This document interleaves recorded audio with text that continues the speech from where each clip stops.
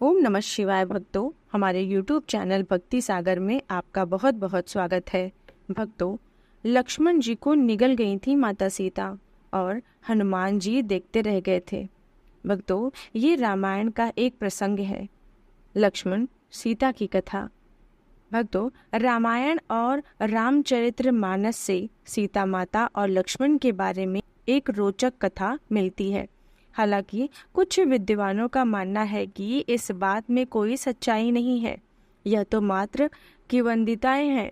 यह कथा कितनी सत्य है यह तो बताना मुश्किल है, लेकिन जनमानस में यह कथा प्रचलित है कि एक समय माता सीता ने अपने देवर लक्ष्मण को निगल लिया था और उस वक्त हनुमान जी दूर से ही देखते रह गए थे। भक्तों, आइए जानते हैं कि ऐसा क्यों हुआ था। रावण का वध करने के बाद भगवान राम लंका से माता सीता के साथ अयोध्या लौट रहे थे। उस दौरान अयोध्या को दीपकों से सजाया जा रहा था।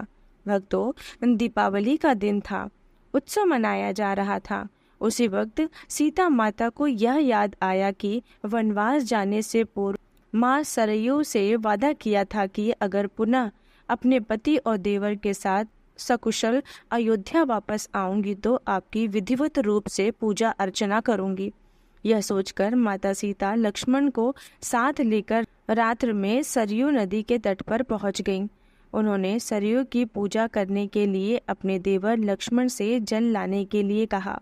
लक्ष्मण जी जल लाने के लिए घड़ा लेकर सरयू नदी में उतर गए। वे जल भर ही रहे थे कि तभी अचानक सरयू नदी के भीतर से अघासुर नाम का एक राक्षस निकला, जो लक्ष्मण जी को निगलने के लिए आगे बढ़ा। लेकिन तभी भगवती सीता ने यह दृश्य देखा और उन्होंने लक्ष्मण को बचाने के लिए अघासुर के निगलने से पहले स्वयं लक्ष्मण को निगल गई।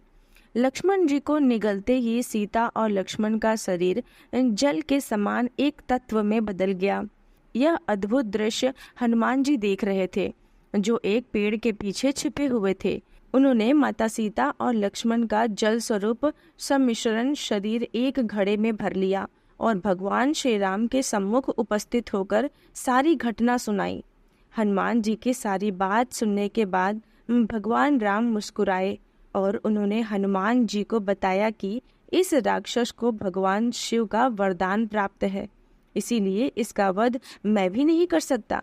भगवान शिव के इस वरदान के अनुसार अघासुर का वध तभी किया जा सकता है जब सीता और लक्ष्मण का शरीर एक होकर किसी तत्व में बदल जाए और हनुमान उस तत्व का उपयोग एक शस्त्र के रूप में करे।